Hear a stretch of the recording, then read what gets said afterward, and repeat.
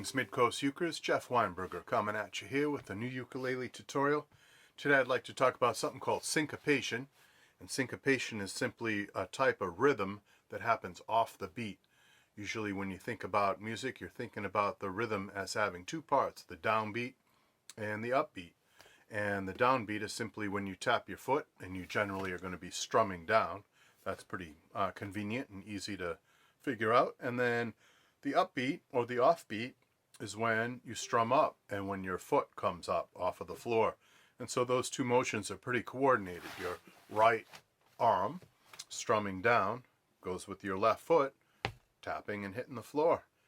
And then your right arm coming up and doing an upstroke, your foot is up in the air. And so those two should be coordinated, those two limbs, those two opposite limbs like that.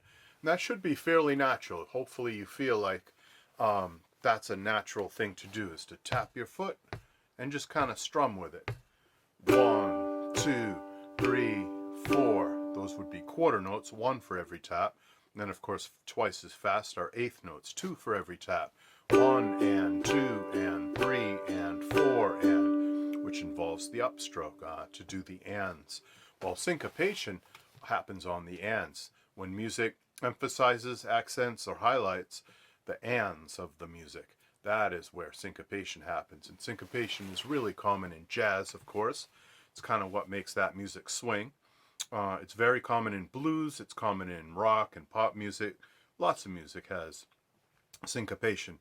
We oftentimes identify a type of music based solely on its syncopation, like reggae music has a very unique syncopation to it. Calypso music too. I mean, the famous calypso strum that we use in ukulele so much, that's a syncopated rhythm. And so syncopation is everywhere, but in some music it's very, very prominent. You can't play the music without it. So I'd like to talk about syncopation in a context that today I'd like to use the vehicle of Bad Moon Rising, the Creedence Clearwater song. That's part of our repertoire, and so that's kind of relevant. I'm not using some obscure song that you've never heard of and don't ever hope to play. This is something right in our wheelhouse, so let's do it. The chords, of course, just to make sure we're clear on that, are G, D, which I have my own little custom fingering for, but you can do it any way you like, and C. That's all we need. Later on in the song, maybe it hits on an E minor, but we're just going to talk about the intro. There's a very famous guitar intro where John Fogerty starts the song with just his electric guitar all by itself before the band comes crashing in. And that part is what I'd like to hone in on today. Just 2 measures of music. First measure has a syncopation in it. That measure. Here it is in context.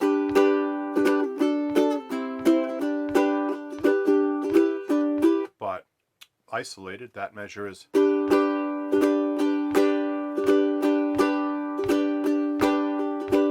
So what's happening there is we do a down strum, that's pretty simple. We do another down strum, that's pretty simple, but then the fun happens on the and of 2, the all-important and of 2, which I may actually make a video in the future with that very title. I might have a whole tutorial series or a workshop or something like that on the all-important and of 2. It is all important. The more I teach music and the more I study music, the more I see that syncopation and interesting rhythms happen on the and of 2 in a lot of music. Latin music, for instance, all that great stuff. And a lot of American rock and roll type music too, pop music like Under the Boardwalk and Spanish Harlem and all those good old songs. Save the Last Dance for Me, Roy Orbison stuff, Buddy Holly stuff, La Bamba, etc. Music that's kind of got a little bit of Latin or a lot of Latin influence in it. It has that and of 2 that we emphasize and highlight, and that's what gives it such a catchy rhythm. So in Bad Moon Rising, we're doing that and of 2 right here. Down, down, wait, up, down. That's the whole secret right there, that waiting.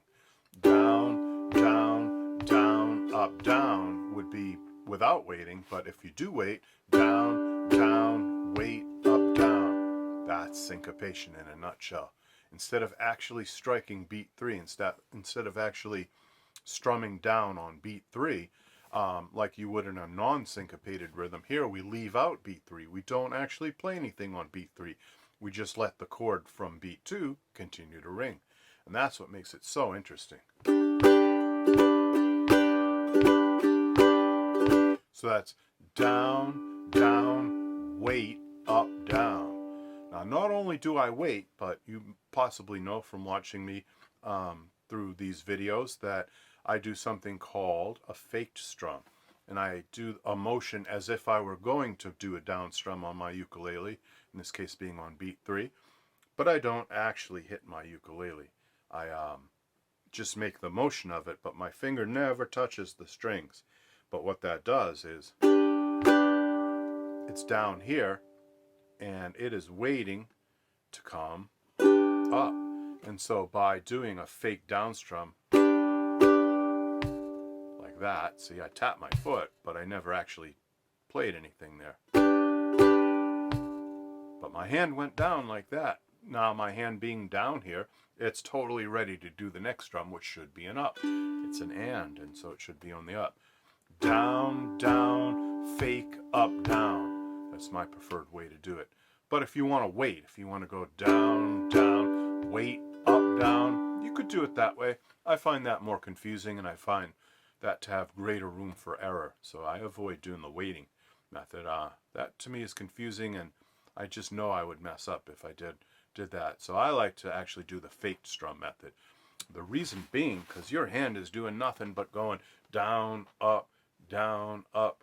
You don't even have to think about it. It's kind of automatic. Your hand is always going down and up. It's kind of natural, and just like breathing. I can talk while I do it. Could sing while I do it. It's kind of easy for me to do because of that fact that I've discovered that faked strum method. Other people have taught me about that sort of thing, but that's my own way of thinking of it, a faked strum. You might see out there other ways to describe that, but that's what I call it, and that's how I think about it. This has helped me for years and years, that concept of the faked strum, and most of my students would agree that that's a pretty cool way to think of this. It makes it so it's not so confusing. So again, here's the actual step-by-step instructions. Down, down, down, up, fake, up, down, down. Sorry, I got that wrong. Let's do that again.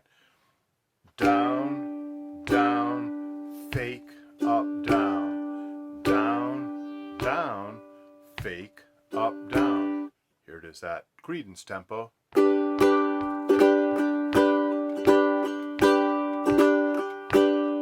So much more authentic, so much more John Fogerty than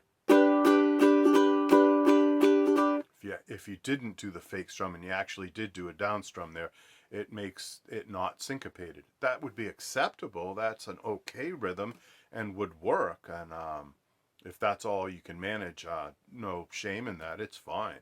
But the syncopation, you got to admit, it makes it a lot more interesting, and it makes it way more authentic to Creedence Clearwater's style. So we have a second measure in this, but it's hardly worth talking about because it's just 4 quarter notes.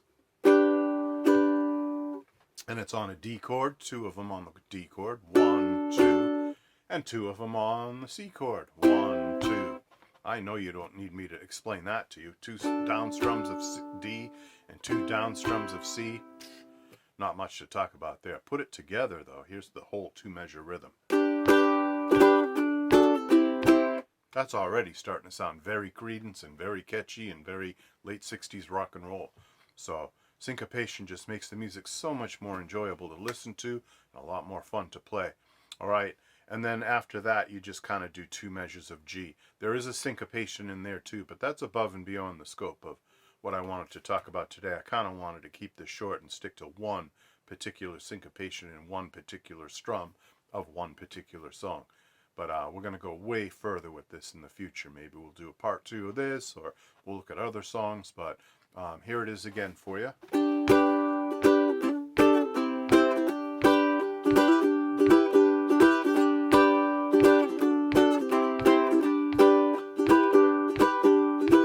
So let's do that together.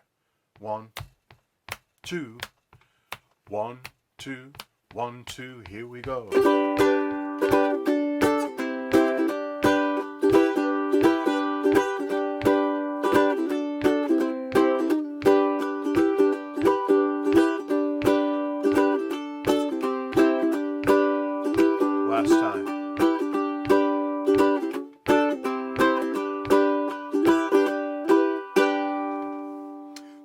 have it. Midcoast Ukuleleans, a quick crash course on syncopation and the song Bad Moon Rising. Hope you learned a lot from that. Hope you enjoyed it. Hope you have a Merry Christmas. And I will see you on Monday for our big makeup jam. Take care. Bye-bye.